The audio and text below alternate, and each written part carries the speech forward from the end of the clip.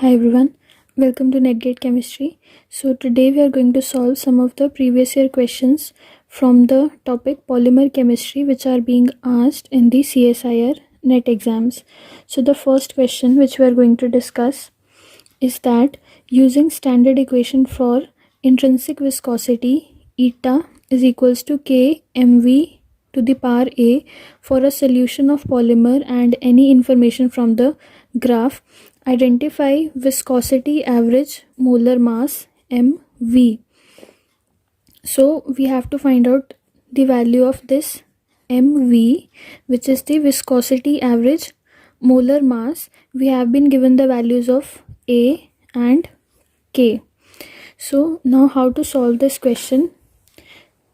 We have been given the value of A is equals to 0.5, and we also know that generally the value of A is between 0.5 to 1, right? So we have been given the value of A. Now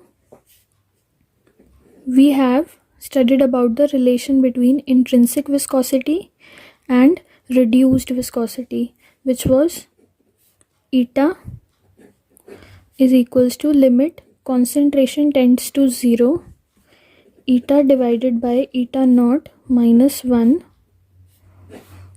whole divided by C. So in this expression, this eta represent intrinsic viscosity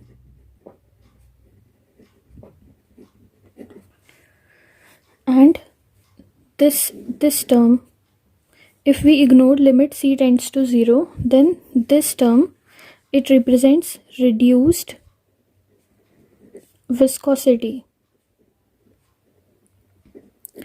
So what we can say from here is that if in the expression of reduced viscosity, if the concentration tends to 0, then this expression of reduced viscosity changes to intrinsic viscosity. That is, when concentration tends to 0, in the expression for this reduced viscosity, we get the value of intrinsic viscosity, right?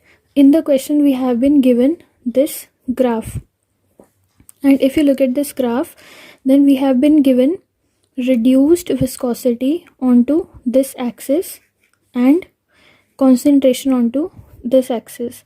So if you want to find out the value of intrinsic viscosity from here, then at concentration tending to 0, at concentration 0, we will be getting the value of intrinsic viscosity. That is, at C is equals to 0 in the graph, we are going to get the value of intrinsic viscosity, which will be equal to 0.050. This is one thing which we can find from the graph, right? So now this was the main thing which you have to remember. Now we have found that at C tends to 0, we have got the value of intrinsic viscosity. Now in the question itself, we have been given the relation eta is equals to K mv to the power A. In this expression, we know the value of this eta, that is intrinsic viscosity, which is 0.050. Value of K is given in the question, which is 5 into 10 raised to power minus 5. We have to find out the value of mv to the power A, which is 0.5. Value of A is also given in the question. So after putting all these values, you can simply find out the value of mv to the power 0.5. you can easily write it as power 1 by 2. After solving, you can get the value of mv as 10 raised to power 6 gram per mole. Calculations are very easy. You can do it like this. After solving, you can get the value of mv, which is 10 raised to power 6 gram per mole, which is your option D. So this was asked in June 2013 paper of CSIR NET exam. So this is the first question. So now we'll move on to the next question. So the next question is, the number average molar mass represented by Mn and weight average molar mass represented by Mw of a polymer are obtained respectively by. So basically we have to tell about the techniques which are used to calculate the values of number average molar mass and weight average molar mass. So simply you should know the techniques. This you have to learn by yourself. We have discussed in the playlist of polymers also. You just have to learn them. You need to memorize them, that's all. So for Mn, for calculating Mn, we use the technique osmometry, and for calculating Mw, we use the light scattering method. So the correct option is option A. You just have to learn this. There is nothing, no concept is involved. This is the I can say speciality of these questions from polymer chemistry. You just need to remember the formulas, or directly you need to learn some of the things which some of these like methods which are being used. You just have to memorize most of the things. You have to memorize in order to cater to the questions of polymer chemistry. So for this, correct option is option A, and this question was asked in June 2012 exam. So now we'll move on directly to the question number 3. So this is the third question. It was asked in June 2011 exam. It says that the addition polymerization of M monomers involve the following stages, and these are the various stages given.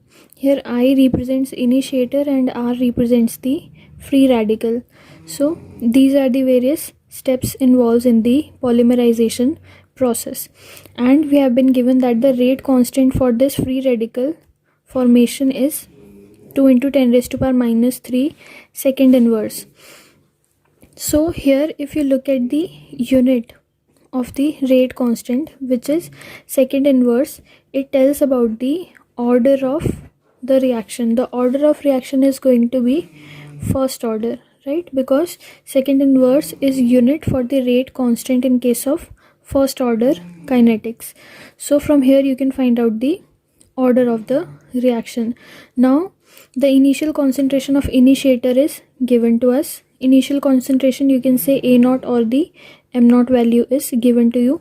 Overall rate of reaction is also given.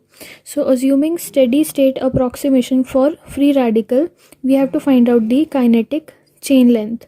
So simply we know the formula for kinetic chain length, which is overall rate of reaction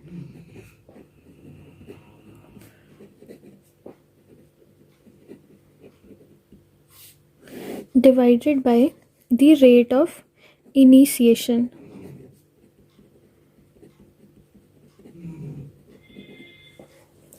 So this is the step of initiation here, right? And now we know the order of reaction also. Order of reaction is first order. So for first order reaction,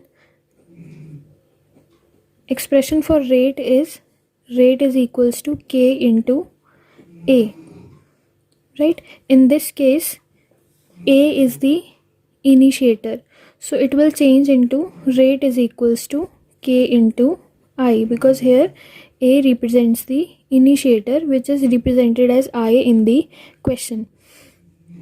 Now in order to find out the rate of this reaction, that will be equal to K. Value of K is given to us, which that is 2 into 10 raised to power minus 3. Here value of K is given, multiplied by concentration, initial concentration of the initiator, which is also given to us as 10 raised to power minus 3 here. So rate will come out to be 2 into 10 raised to power minus 6. This is the rate. Now if we have to find out the kinetic chain length, then what we can do is, see, we know the overall rate of reaction, which is given in the question. Overall rate of reaction is 4 into 10 raised to power minus 3 divided by, see the units will cancel out each other, right? Because both are rates, right? In the numerator also we have rate, and in the denominator also we have rate. So the units are going to cancel out each other. Now the rate of initiation that we have found to be 2 into 10 raised to power minus 6. So if you solve it, you will get 2 into 10 raised to power 3, or you can say 2000. So the correct option is option A.